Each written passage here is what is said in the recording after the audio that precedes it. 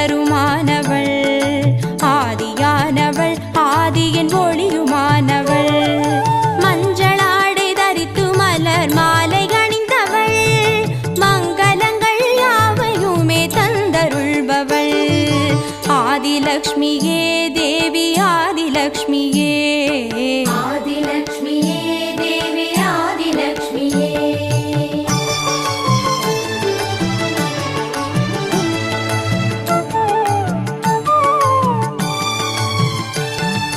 வாழை மரம் அசைந்தசைந்து சாமரம் வீச, மின்னவரும் துதிக்க ஆற்றங்கரையில் அமர்ந்தவள். பேழை வயிற்றின் பசியை போக்க உணவளிப்பவள்,